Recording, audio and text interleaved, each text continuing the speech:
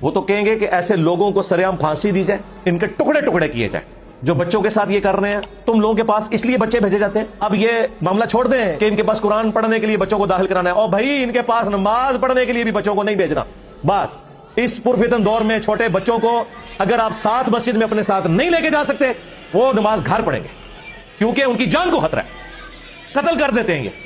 اس ماں کے دل پہ کیا گزری، وہ قبر کیا، وہ میدان حشر تک اس غم کو نہیں بھلا سکتی۔ اور یہ جو قاری بھی ہے نا، یہ بھی اگر گھر میں لگوائے ہوئے ہیں نا، تو یہ کمرے بند، دروازے نہ رکھا کریں۔ گھر کی بڑی بوڑھی ساتھ بیٹھ جائے یا دروازے کھول کے ہو، بالکل کسی چکر میں نہیں رکھنا۔ ان بزرگان دین کے اوپر آپ نے بالکل اعتبار نہیں کرنا، اور بہتر یہ کہ آن لائن ہی تعلیم والا معاملہ کریں یا خود پڑھائیں کہ بھئی ماں باپ اب نماز کے لیے بھی مسجد میں چھوٹے بچوں کو نہ بھیجیں جب تک ان کا بڑا بھائی یا والد ساتھ نہ ہو۔ جو بیچارے 2 وقت کی روٹی کے لیے محتاج ہوتے ہیں، ماں باپ ان کو داخل کرواتے ہیں، امیروں کے بچوں کو یہ ہاتھ نہیں ڈالتے ہیں، انہیں پتہ ہے کہ وہ تھانے میں کروا دیں گے۔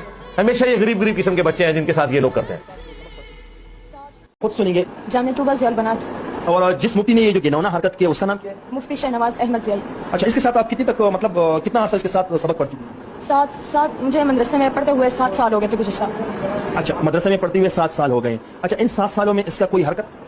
یہ 5-6 مہینے سے مجھے صرف ہراساں کرتے رہے تھے کہ تم مجھے اچھی لگتی ہو اور آپ اچھی بچی ہو، آپ پڑھ سکتی ہو، میں جو کہوں گا آپ نے ماننا ہے میری بات، تب آپ آگے بڑھ سکتی ہو، ویسے آپ آگے نہیں بڑھ سکتی۔ اب بہن جی جو بھی بات ہے کھل کے سامنے بتا دیں کیمرے کے سامنے۔ جی، ہفتے کا دن تھا، 14 اگست تھی، اور میری استانی عشرت وہاں کی رہائشی ٹیچر تھی۔ اچھا۔ انہوں نے مجھے رجسٹر پکڑوایا اور کہا کہ مولوی صاحب جو کہتے ہیں مان لو ورنہ تم کبھی کامیاب نہیں ہوگی۔